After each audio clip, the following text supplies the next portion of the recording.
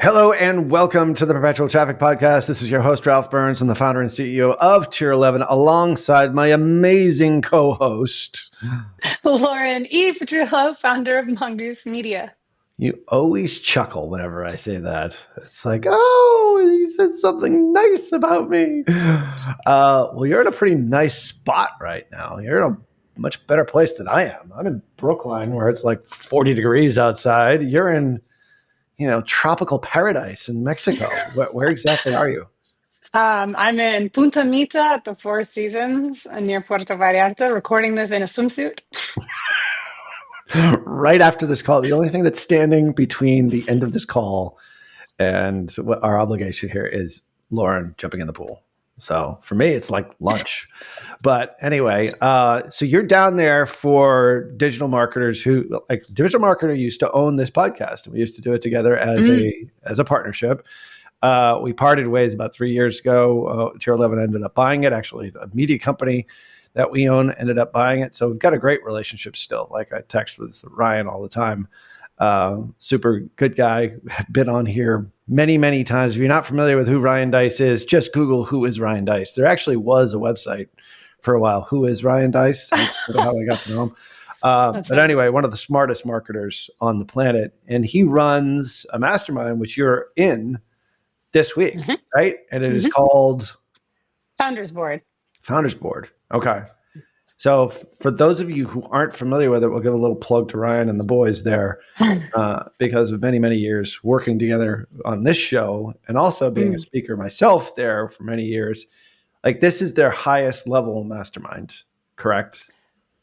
Kind of. So like, yeah. So it's Scalable is parent company. Digital Marketer is one of their smaller brands. So as you know, I'm a coach for Elite, formerly known as M3, which is a mastermind for brands that want to grow their business closer to 1 million, right? Or they're like really focused on their marketing side. So I coach on that. I have a call every week. I review their ad campaigns. Then Scalable is the company entity for brands doing at least 1 million a year, but they're really trying to grow. Like, they're trying to go from 3 to 10 or from 10 to 50. And that is a higher price mastermind. So that's called Founders Board. And then within Scalable, there's another tier, which is Round Table. So they only have 10 clients, and that's at a significantly steeper investment, but that gives you Founders Board for 3 years plus direct access to the 3Rs, Ryan, Richard, and Roland, so that they're consultants for your business directly. So while Founders Board is the mastermind, because they also have Epic, separate group for mergers and acquisitions, but Founders Board is the higher tier mastermind because there's a Roundtable. It's access to the mastermind with exclusive consulting as an add-on. So I don't know how they look at it, but I'm like, yes. Yeah. I think at that level, they're pretty intimate with those clients, and then those customers rather, and they might even, be working out some kind of equity deal in exchange for working with them, taking ownership. Like, I know that there's that component to it. Obviously, with Roland being involved there and Ryan, I'm not as sure with Richard, but obviously he's a great operational guy, which you obviously need to scale that next level. So, so much of his stuff we've actually implemented here at Tier 11, which he's been a great advisor for me personally. But yeah, so it's like there's different levels. So this is really sort of the larger mastermind group. This is sort of the thing that War Room maybe was at one point in time migrated to. Got it. Yeah, so they have like retreats everywhere. We're going to Nashville next, but this one was set up as a retreat. So we only did like 3.5 hours of work during the day. So we were in a conference room, but it was a lot more like discussion based. And then the entire afternoon and evening, minus this like major luau blowout that we did, which was fun. You're like networking. And so I spent like an hour and a half building some strategic planning in the hot tub, fully working, 100% working, just barely dressed. Swimsuit on, fully unveiled marketing strategy. Yes. But like, let's be real. There's one in Mexico. There's different levels of swimsuits. I was not in a burkini. You were not in a what? A Bertini? Burkini? Burkini. Oh, a burkini. Got it. Ooh. That's how you say it there in Mexico. Well, so obviously this is No, like, a burkini. Wait, no, burkini is like if you're conservative and you're not showing any skin, it's like neck full coverage. oh, got it. Yeah. Okay. Anyways, I didn't even I'm know that. I have That's what I know minimal about tan women's lines. fashion. I'll just leave it at that, Ralph. This is Got not what this episode is about, but yeah, I worked on my tan lines. I saw whales jumping free willy style it. Hmm. on the sunset while doing things for my business growth and discussing ways that the colleagues in the hot tub could grow and scale their businesses. So that was sorry, not sorry. Sorry, not sorry. I'm having Well, it's a fun. great. I mean, we're huge believers in masterminds here. I mean, we Yeah. belong. Both of us have belonged to masterminds for years and years. Yeah. Even previous co-hosts, not to be named, have been involved in that as well. Going all the way back to Molly Pittman, way, way, way, way back. Mhm. And she actually operates a mastermind as well. So I think they're just a great place for business owners to get together and help grow the business, but also be in a pretty cool environment in which to do it. It doesn't get much better than that place. I've been to that resort before. That place is fabulous. So, nuggets, before we get into today's episode, anything that you picked up? Like, one of the cool things about these masterminds is that there's always something that you learn from somebody else or a nugget that you learn from stage. Anything worth mentioning here before we get into the show? Well, I got to do my own like mini breakout. So I got to do a full session on AI with customer service. So in teaching that and like having like this like intimate group, like it was super packed the first day. My takeaway nugget, at least for my business and whatever, was that most people were still asking if AI assistants make sense for their brand. Mm, Where I'm in my own closed world, right? Like this is like we're eating and breathing. But there are some like really large brands that are leaving money on the table. So it's not like a learned nugget from something that was taught. I can share that one next. But for me, the big nugget was like, oh my gosh, some of these brands that are doing 10, 30 million a year are still ignoring comments on Facebook. They're still having terminal conversations. Their customer service team is like liking and validating comments, but they're not turning those conversations into conversions, mm, even at minimal for like lead generation and lead qualifying. yeah. So it was like an amazing moment because like there were notable brands in the room, and it's not that they're not doing it, they just because AI is so evolving, it's so complicated, they're accustomed to hiring offshore VAs or Sure. bringing in someone's nephew to handle that, and like the brand's voice gets a little lost, and there's still a level of fear that I hadn't anticipated. So that was like an awakening moment for me. I'm like, oh well, this will help give really stronger language and connectivity for what we sell and provide. So that was like my biggest takeaway. I was like, oh yeah, this is still super new Right. for a lot of people, but we've been doing AI chatbots with ManyChat since like 2018 Yeah. when we were both at the conversations conference. Even so, like, so that was a really big takeaway for me personally. Mhm. And then I think Just in the terms of shock like, that these larger brands have not engaged with this technology at all. That was really the yeah, biggest. So it's more of a yeah, surprise than anything else. it was a surprise, but also of the like the simplicity of just like simple implementation for FAQs. I mean, Yeah. we've talked about case studies before where we have teams like we've taken over accounts where they have like multiple customer service agents and they're still bogged down. They can't keep up with it. But it was just the shift, watching the shift, saying like, for me, my language is if your customer service team is a liability, they're an expense, you've hired the wrong person or Mm, they're doing customer service wrong, because customer service by itself with AI, with all the automations and like scalable systems you can do, your customer service team should really be an extension of your sales team. right. They're And a helping retention tool. combat. Yeah, yeah, yeah. Buyer's remorse is a real thing. 100%. Um, Getting into that customer, ensuring they got the product, ensuring they're using the product correctly, Yeah. like that's customer service. Right.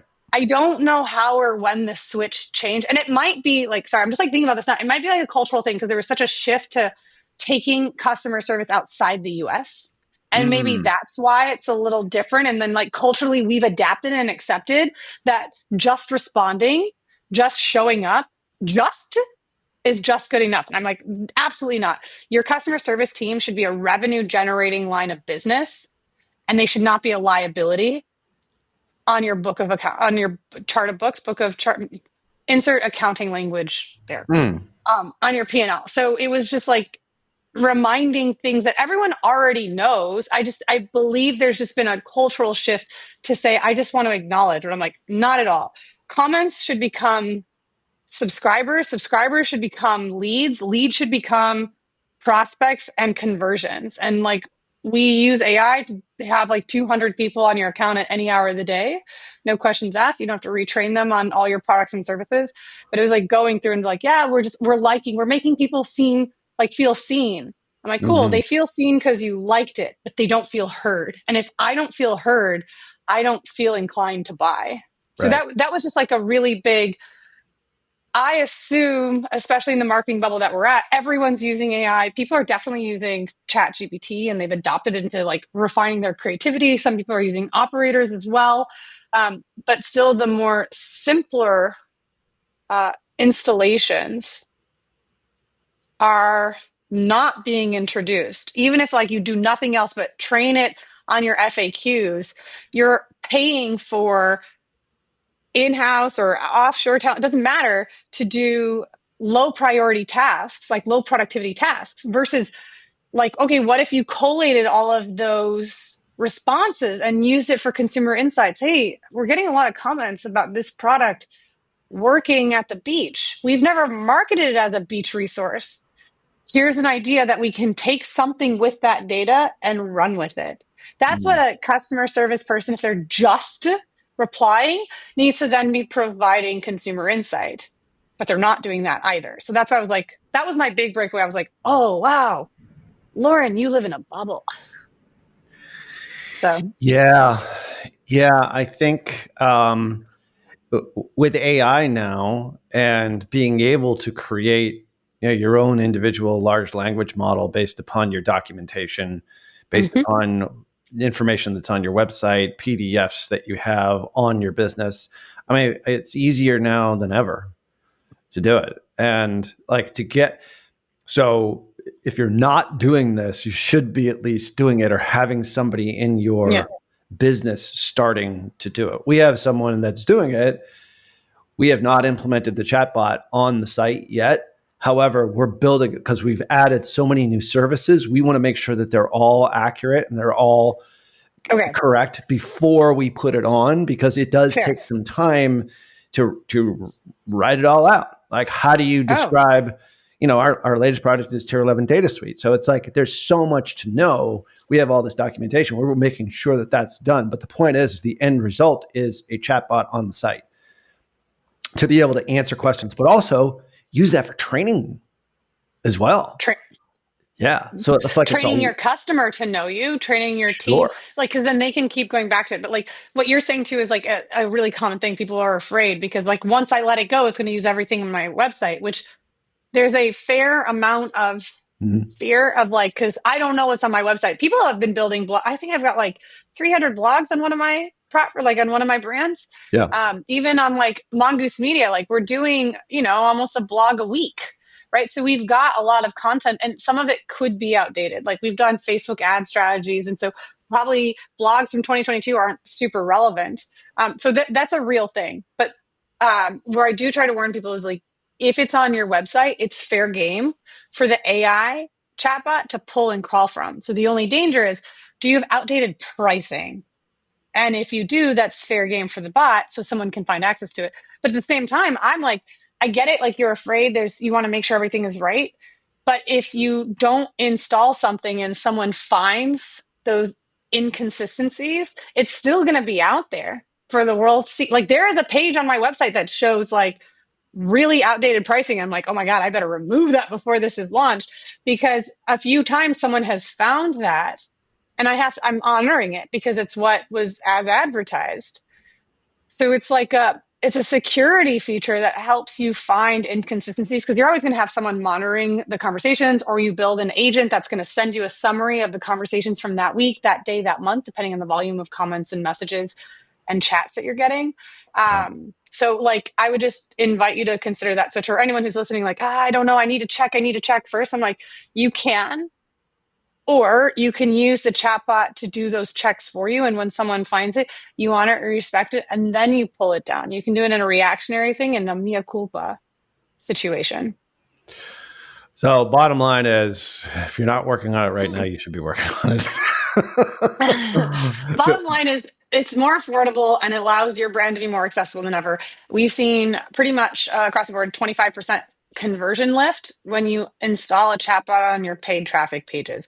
Yeah. And the way I say that is, as marketers, we make assumptions of what people want to see and read on your sales page.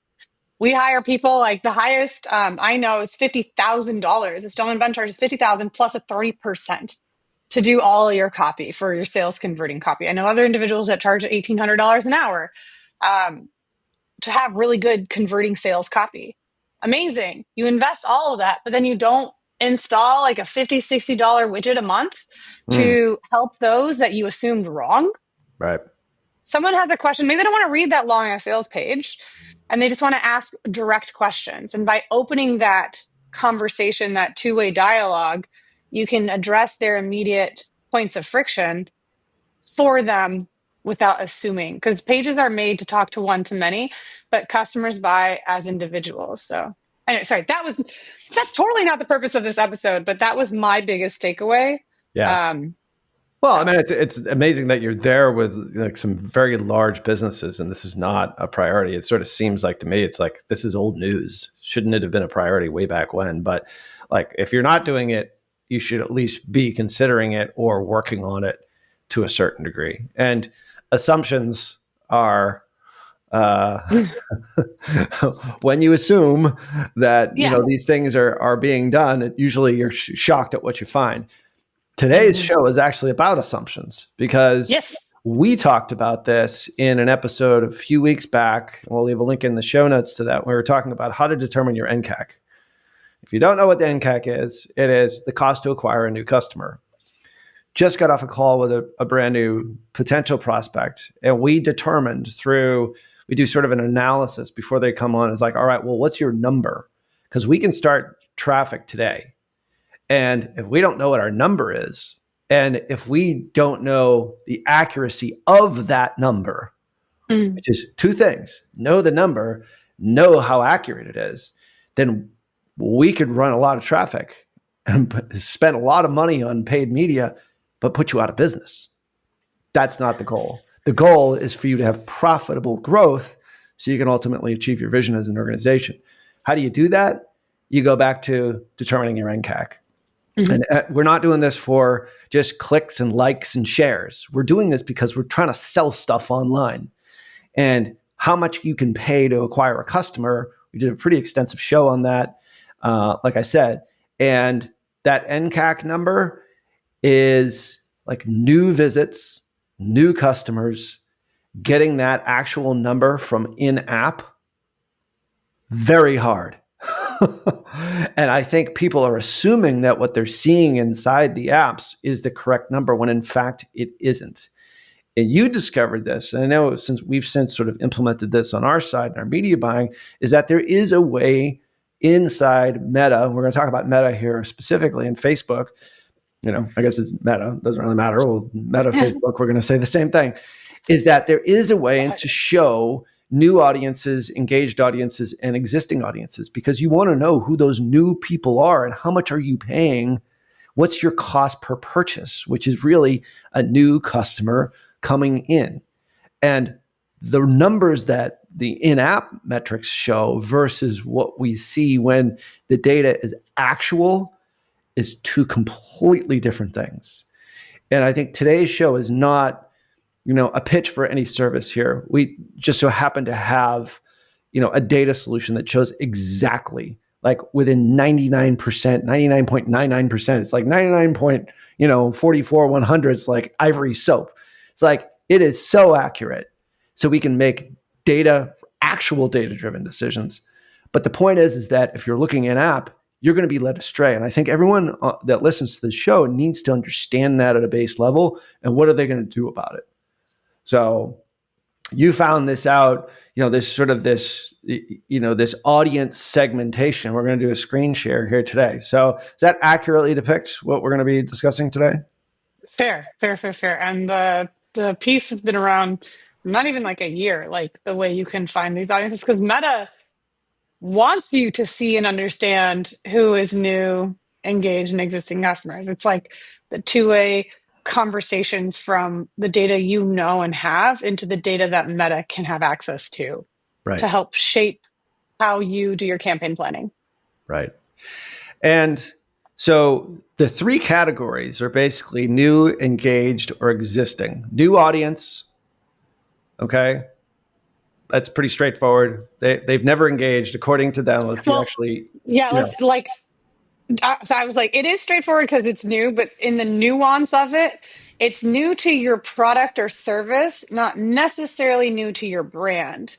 So the new piece is that they haven't visited your site. They haven't left Meta to see a product or service of yours. So it's like new visitors to your website. But then you have, if you're in e-commerce and you have catalog or shop, it's excluding visitors to that shop or catalog interaction Mhm. because it's new visitors to the product or service you have. Most time, like easiest is website visitors, but if you're in commerce, it adds the shop because that's like a separate website. So it is new, but I'm just gonna Mhm. like small The small nuances. suppression. Yeah, So yeah, we're yeah, yeah. gonna all right. So we're gonna do a screen share here today, just to sort of show you where this is, because this is important for you to know, and it's also important to set it up correctly. And we're gonna go through sort of a step by step. I think we're also gonna do this in one of your accounts where you set it up, it wasn't set up, and then you did set it up, and then the before and after, so we can get into this a little bit more deeply here, because this is super important, because the data that you see when you're making decisions has to be accurate data. And we all know that even with the addition of CAPI or conversions API, which we talked about here many, many times, the data is still faulty. And it's not a true depiction of what's actually going on when you're running, in this case, and we're going to, in this example, we're talking about hundreds of thousands of dollars a month in spend. So I'm going to do a screen share here. If you don't subscribe to our channel over on YouTube, make sure that you do. That's over at perpetualtraffic.com/YouTube. All right. So we are inside. We're blurring some of this out, obviously, to maintain confidentiality. This is a tier 11 client who has been on Conversions API for well over a year. They have also been on and have been gathering data inside Tier 11 Data Suite, which we talked about many times. So it's a good depiction. So this is about as pure data as you're going to get on the Facebook Meta side, because CAPI is integrated here. If you don't know what CAPI is, we'll leave links in the show notes. We did two different shows about 2.5 years ago on how to do CAPI, how to install CAPI on your ad account. And it's pretty straightforward. We actually had two engineers from Meta that were on. I'll leave links in the show notes for that. So if you're not familiar with CAPI and Conversions API, it's the best way in which to get data back into the ad platform, especially in light of the iOS 14 updates from 2021. So we're still sort of living in that shadow to a certain degree. Mm-hmm. There is a certain amount of visibility that is just being blocked by right now. And inside the platforms themselves, whether it's Google, whether it's Meta, the reality is that a lot of the data that comes back into the platforms is modeled. It is modeled based upon what Meta actually thinks is happening as opposed to what's actually happening. And until you actually have fingerprinting and tying the user, the click data to the purchase outside of the platform, you really don't get a true depiction as to what's going on. So I'm showing my screen here, and maybe you can take us through some of these columns here. This is a campaign. This is actually at the ad set level. I've selected one particular campaign. If you're watching this over on YouTube, great. We've gone into Ads Manager. We've selected one campaign, probably our most popular campaign for this particular client. And then we're at the ad set level, and we can actually see the individual ad sets sorted by impression reach as well as amount spent for the last 30 days. So this campaign has spent, $250,000 just in the past month. And the ad set that we're looking at here has actually spent about $141,000 in the last 30 days. So take us through these audiences here. And I'm going to highlight sort of where we actually find this data, but also sort of take us through what it actually is as far as like new audience, engaged audience, existing customers, and unknowns. Yeah. So just as you were hovering over underneath the ad set, what you need to do is like to break this down. But before I show you how to break this down, I'm going to explain what you're seeing in this breakdown, if that's all right. Great. The first eye that you're hovering over in the breakdown of this ad set is new audience. So again, the meta language here, if you're not watching on YouTube, says these are people who have not interacted with your products or services. So again, that nuance being they haven't visited your website or your shop or your catalog. They haven't interacted with. That's your true new audience, because if you go down beneath that, you have engaged audience. And when you hover over that info icon, it's saying that this is engaged audience is an audience that you defined. You, the advertiser, you, the brand, defined in the ad account settings as people who are aware of your business or interacted with your products or services but have not made a purchase. Got So it. this could be super debatable of like, what do you include as engaged audiences? But the new audience is always going to be shop, website visitors, and catalog. Engaged audience now is bigger, expansive. They could have watched your videos. They could have interacted with your Facebook profile, your Instagram profile. Yep. All these, it's a much bigger audience, right? Because they've engaged, not purchased. And then underneath engaged audience, we have existing customers. So existing customers, as defined by Meta, is an audience that you defined in an ad account settings as people who have purchased your products or services, or purchased your products or signed up for your services. So big disclaimer here. Engaged audiences and your existing customers must be created in your Meta Ads Manager. So you go to like the audiences. So if you hover on the left, for those again watching, we're hovering on the left. Underneath campaigns, ad reportings is the audiences. It looks like three little people. You go into that audiences tabs, and that's where you're creating the custom audiences that Meta is going to blend into your engaged audience and your existing customers, so that they can then determine who are your new visitors and new customers. So if we hover back onto the ad set level, those are the three like critical audiences. And we're going to just interrupt you there. We're going to do a show on that particular subset. Like that audience is like, just to make sure people understand this, because these are people who have interacted, with your catalog, video view audiences, if you're using obviously website custom audiences, which is basically your retargeting audiences, but setting these audiences up correctly is the key to this whole thing actually working. And in this particular account, it's been set up accurately. It's been set up correctly. So, but we're going to go through that in a separate episode. So anyway, continue. Love that. Yeah, no, it's good because again, it's like what is correct. And even if it's not correct, you start somewhere, but we can totally go to that. So those three, you create the engaged and existing audiences. Meta creates for you then the new audience. And then there's other options you might see as unknown, or the other one is it's untracked or unaccounted for, but there's two additional ones which they count as like uncategorized and unknown. So here we can see that there are unknown. This is going to happen because people turn off their Pixel, people switch different devices, like it's an imperfect system. So that like here you've got like two impressions from unknown. It might be someone that's using the dark web or whatever. Like in all of that, you can hover over unknown.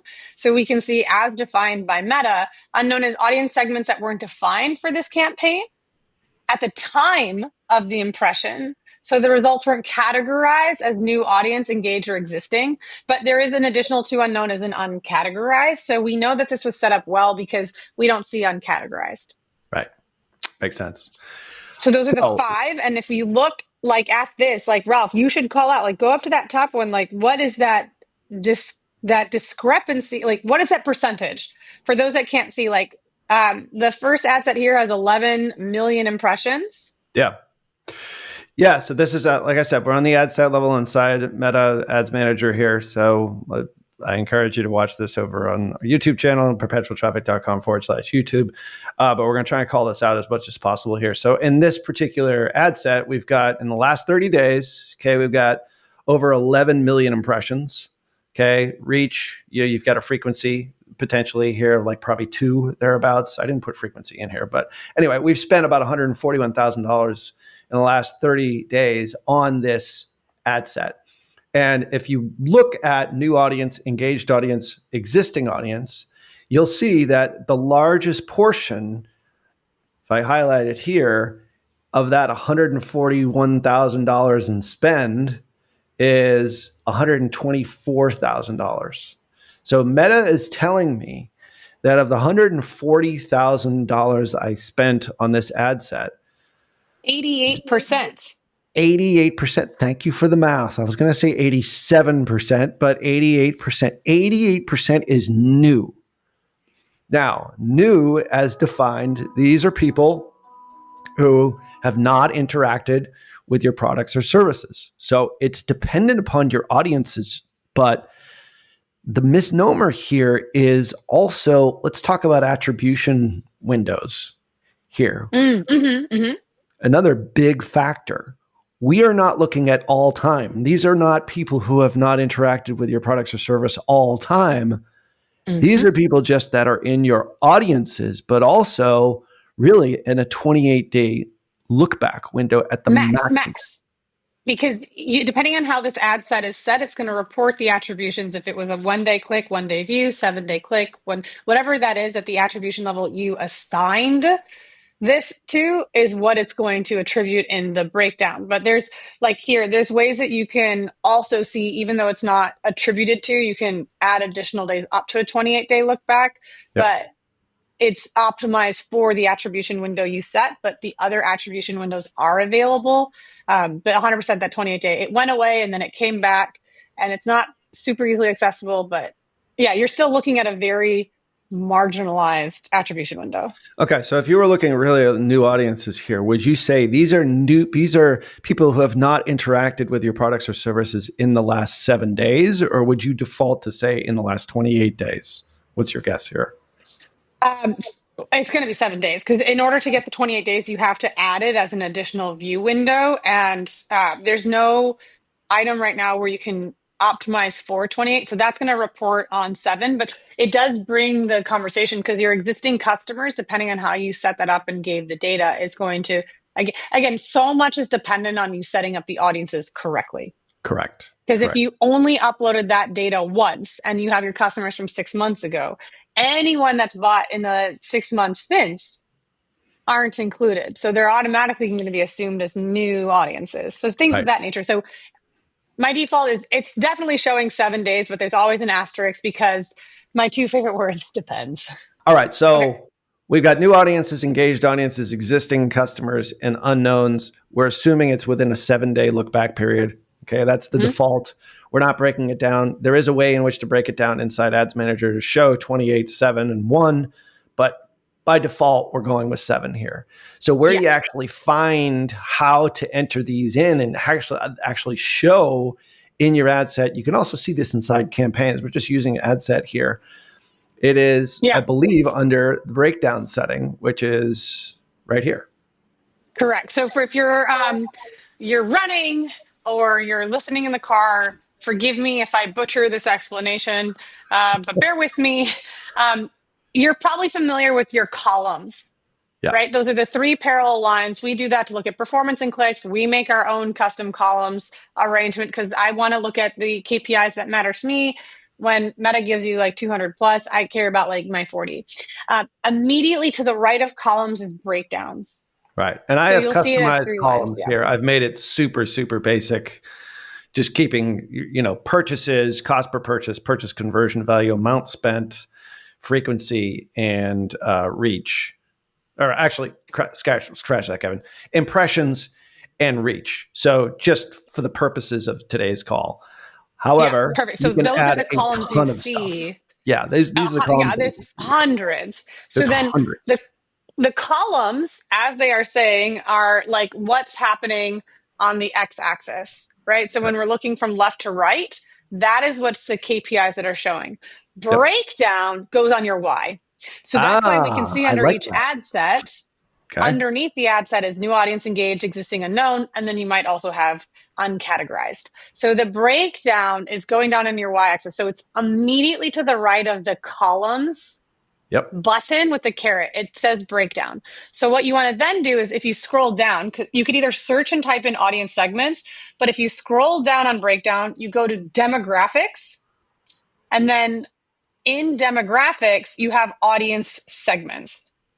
So it's to the right of audience segments. You turn that on, and then, like, full disclosure, it's a really good cheat if you're auditing an ad account to know if the media buyers are doing this, because you want to make sure that they're setting up your audiences, because it's not just about clicking buttons, right? I know there's a lot with AI, but there's so many things that go into Ads Manager. There are like 16 different places to go to. So we're going deeper, going more ninja to this. So if you go into breakdown, you go to demographics, you click on audience segments, then what that will do is add to your y-axis up to 5 additional lines to Mm-hmm. which you can see the columns breakdown, which is how we knew 124,000 of the 141 was spent on new audiences. New, in quotations, air quotes, being Right. what Meta identifies as new based off of what you've identified as existing and engaged. Right. So just knowing that this even exists and using it as a benchmark, at the very least, is an education unto itself. Because Yes. when did this actually get installed inside Ads I Manager? want Do to you recall? say November 2023. Okay, so it's been around a while. But not that long. Like, I mean, yes, just like barely over a year. But the thing is, like, when Meta does a lot of these rollouts, like, unless you're like, so we have like 7 full-time media buyers, right? We have like, they live in the platforms, and Right. even they will find stuff that's new. Like, Yeah. it's They might it's a not lot. announce it Like, either. Yeah. or if they do, it's in like buried pieces. We're really lucky we have access to agency reps, account reps, so they're often promoting newest updates. I'm part of Meta Business Leaders Network. I've gotten to be on their global innovation committee. Like, there's benefits to having the access, because they'll tell us about stuff sometimes. If you follow Meta's like Instagram for business accounts, or Adam Mosseri, he's the CEO of Instagram, like, he'll often share a lot of updates on his broadcast channels. Like, there's just different resources you can go in. Like, I'm just saying, it's a lot of different places. So if you didn't know, it's okay. Even if you're a media buyer and you're like, oh, this is like another, it's okay, because there's 1,500 things that can affect your campaign. But now you're empowered to understand the distribution of your media across the various audience types, to get a better understanding of Meta tries and Meta guesses. And Meta Mm-hmm. will guess wrong if you don't give it direction. These algorithms are like toddlers. You have to give them guidance. You have to feed them data back. It's almost, if not more important than how you set up your campaigns, is how you feed that data back.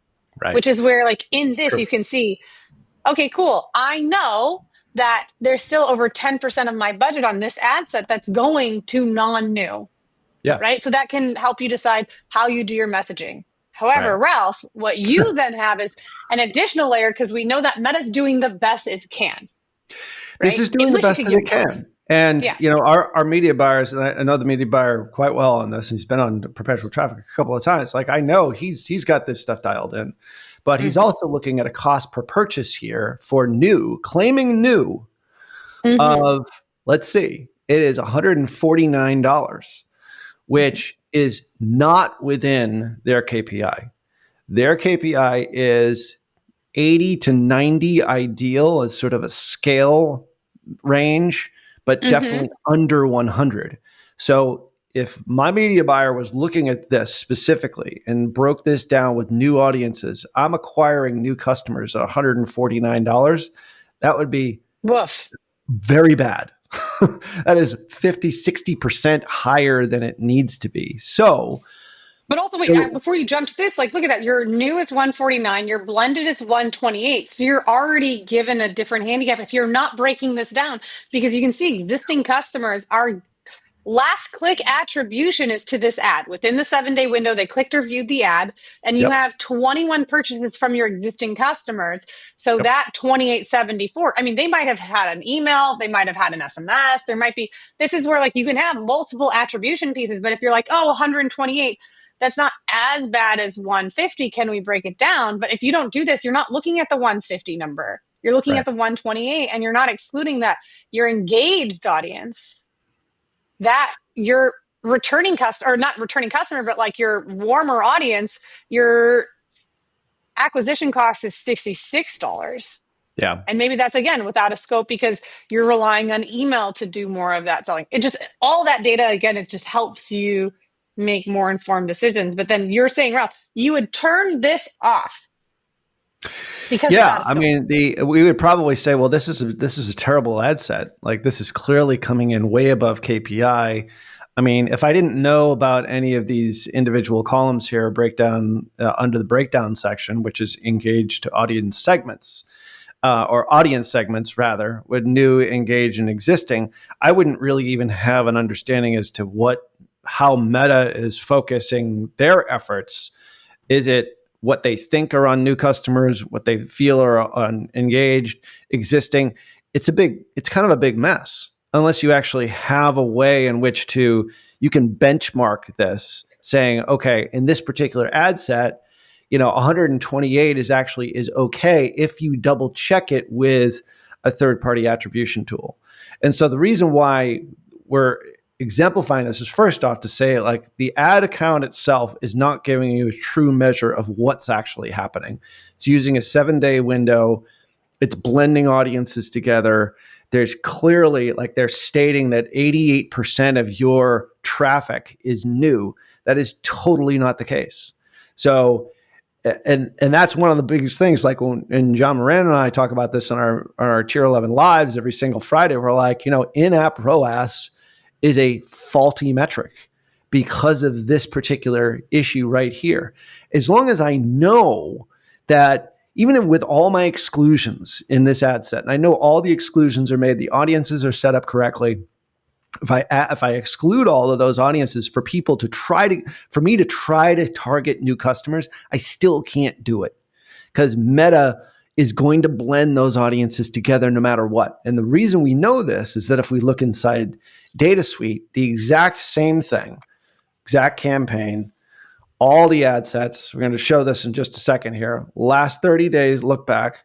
Let's look at this ad set here, which we spent $141,000 on last 30 days. If we go Last into 30 being January 27th to February 25th. Like, so this is at right, the time they're recording, like, this is 2025. Like, this isn't skewed to Black Friday or anything. It's like truly last 35 days, right? 30 correct. days. It's last 30 days. And here is the ad set. Okay. The numbers actually match almost exactly 141,372. It's only off by like a few dollars, which is insane. But also there's reporting, we've probably, they match. Basically it's 100% match. So here's how we would then look at this. We would say, okay, 141,372 for this ad set. We know that Meta is going to put your ads in front of previously engaged either customers, audiences that know about your brand. They're not truly cold.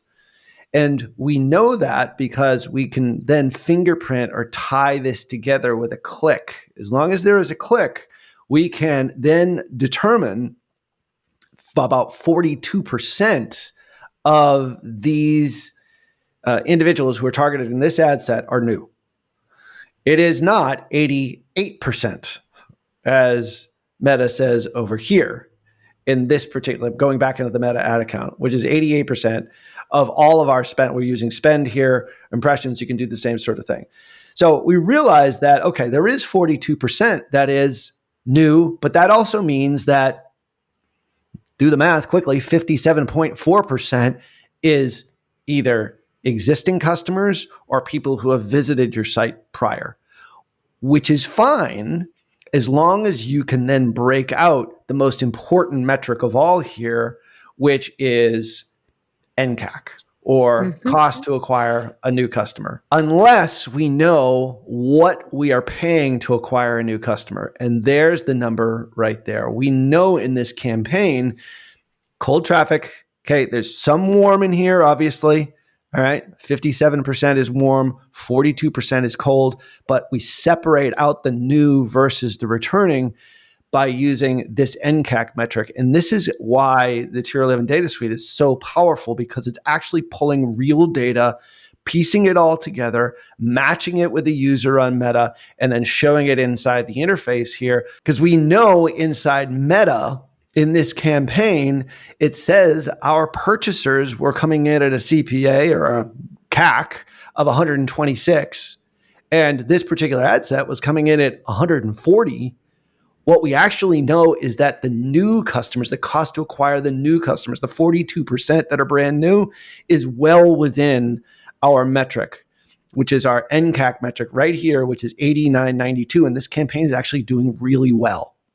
Yes, it is targeting return visitors. Yes, it is targeting people who have bought previously. Absolutely. And if we do even a further breakdown, we can actually see a CAC, which is different.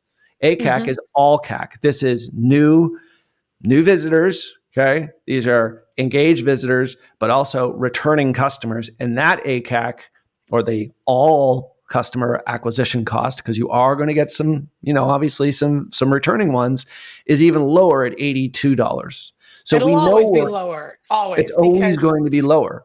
And let's just explain for people like the difference between like how you explain it, ACAC versus just CAC or ACAC. so I mean, like for like ACAC being all CAC, or just like when I'm like, this is your CAC, your cost to acquire a customer. It's I don't care who or how that customer has been with you, but your NCAC, a new customer, always has extra friction, unless you have some like viral one-off exception where your NCAC ends up being cheaper because it penetrates a new audience that was never exposed to it, and you've minimally spent into that audience. Your all CAC, because it blends your evangelists and your returning and your warm audiences, like it's all of it together. So 99.9% of the time it'll be cheaper. I'm leaving that 0.001% for the exception. But NCAC is new. They are not in your existing customer database. They have not given you a dollar before. Right. So you have upselling ascensions that are in your all CAC. Yeah. So ACAC is always going to have, there's CAC. A lot of people talk about CAC.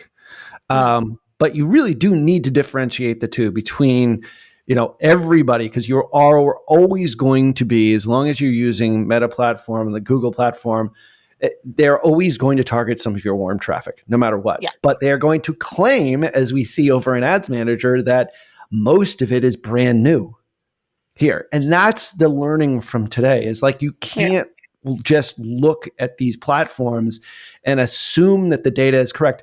This ad account has CAPI installed. And a lot of people are asking, well, what's the difference between Data Suite and CAPI?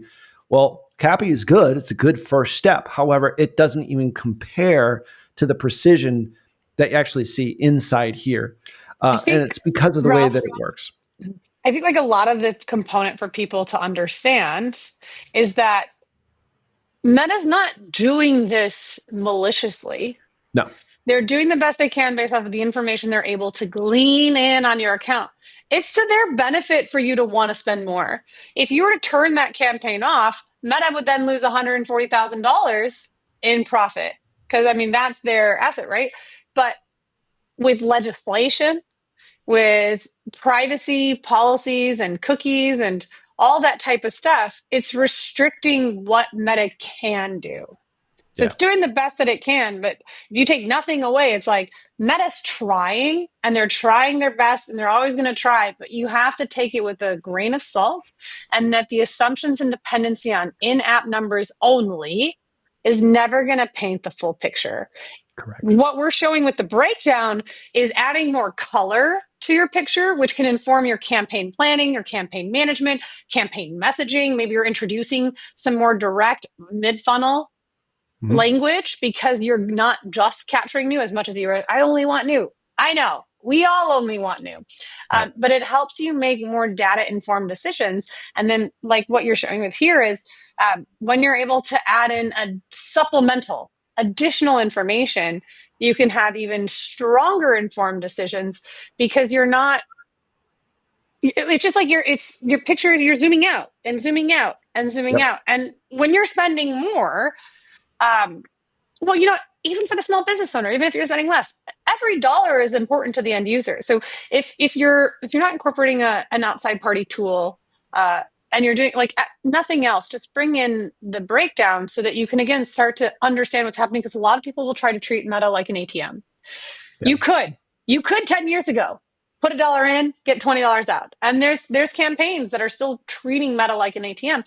But when you put it a part of your bigger media mix, you have to understand that where are these assets playing? Is it like a billboard? Is it like a radio ad? Is it like a TV sponsor? Is it satellite? Like it's an element of your greater marketing strategy. And when you see that there's new and middle of funnel, bottom of funnel people exposed to your Facebook ads, it has to help understand, like, does it become brand awareness stuff? Is it beyond just conversion? Like all of this comes into effect where I'm just like, if you take nothing away from this, know that in-app numbers are inaccurate and Yeah. providing the best that it can. And then additional tools like this provide a way better picture. So there's two things in this. So the Tier 11 data suite, you cannot manage the campaigns inside here. You still have to toggle, and our media buyers toggle between the two. But my guess, having not actually asked the media buyer about this, is like we use something that's called benchmarking. And we know, he probably knows that if I'm getting a cost per purchase in this ad set, that's about $128, which is in essence 30-40% above what I'm actually getting for NCAC, then that's okay. So even though inside Ads Manager, 128 per purchase or a CAC of 128 is unacceptable for the client, we know that the in-app metrics are faulty. And so that benchmark, he probably, my guess, and we should probably have him on to talk about this, is, hey, if I'm getting a cost per purchase between 120 and 130, I know I'm well below my NCAC when I double check it with Data Suite. And the way that we used to do this is we used to compare what we were doing inside of Ads Manager as well as Google with the CRM and then pull manual reports. And it was such a manual process because we wanted to just make sure, are we bringing in customers that actually make sense for the business at a price that is profitable for them? This customer has a longer term view of their business, but they realize if they can acquire a customer for $92, their lifetime value is in this hundreds more.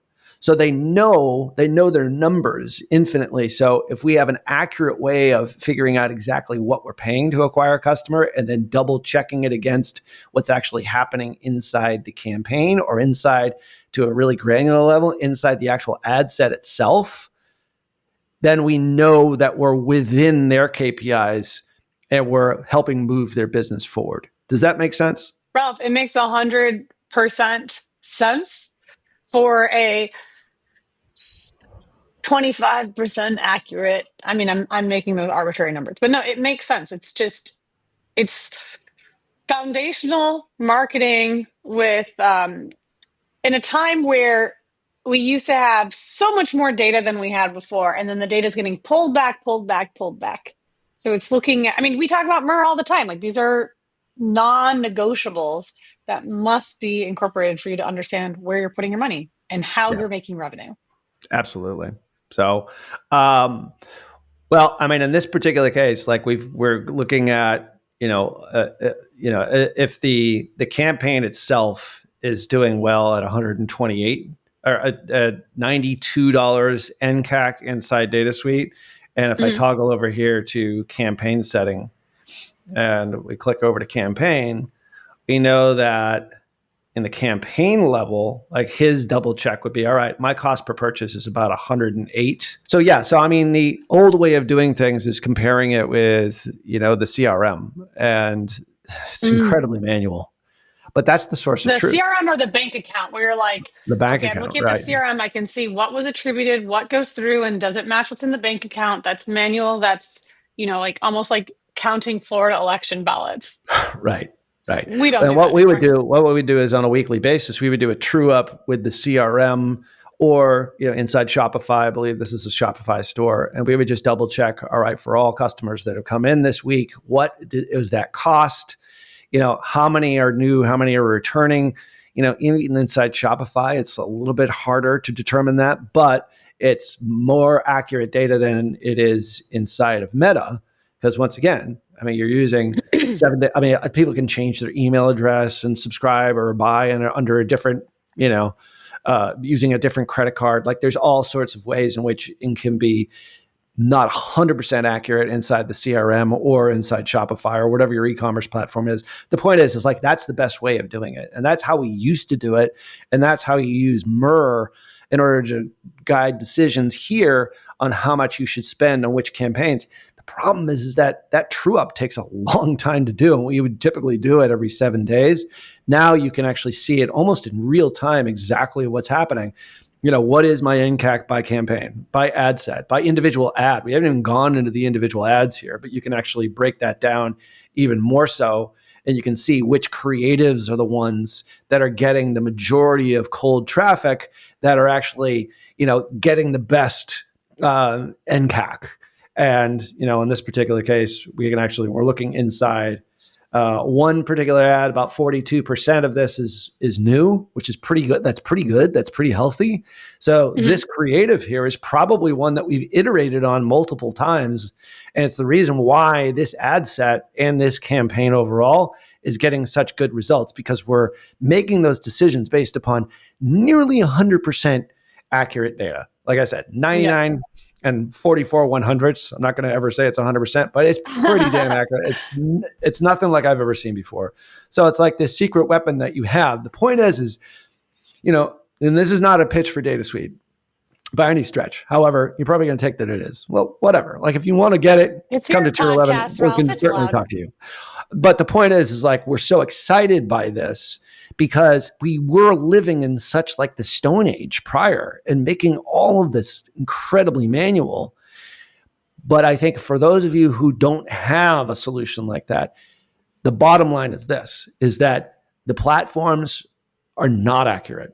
And you have to take that with a grain of salt. And if you are cross-checking it with your source of truth, then you can benchmark, a profitable CPA in essence, which is in this particular case inside this ad set that,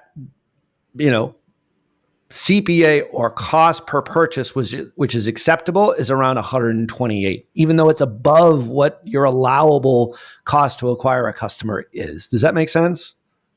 It does, because you might have even further monetization opportunities because other people that are going after that customer might even be shutting off those campaigns. So there's a lot of opportunity with the data. Yeah. And so not knowing is not an option. Not knowing is not an option, but also being aware that the data isn't 100% accurate, I think is the biggest. We've never really talked about this. We've never actually done a screen share where we've gone in and shown it side by side. We sort of said, well, in-app ROAS sucks because it does, because it's a faulty metric. In-app CPA is not accurate because it's not. However, with In-app this is doing the best breakdown, it can, Ralph. Like we got to give it's Meta, doing the best it that it does the can. best it can because there's no motivation for them to lie. No. They make money by showing you good results. So they're going to capture all the results that they can, which is why there's attribution. There's an attribution war of everyone taking credit. Sorry, I'm still going to go after attentive, and they have the assumed 28-day attribution window for a text. But everyone's competing to claim credit for the same component. And then so Meta, like any other platform, is doing the best it can to show you all of that it has available. But there's legal restrictions, cookie restrictions, and setup restrictions that will never provide accuracy. So we say this all the time, you cannot be solely dependent on in-app. They provide very strong trend recommendations and can give you a lot of campaign insight, but there's still more to the picture.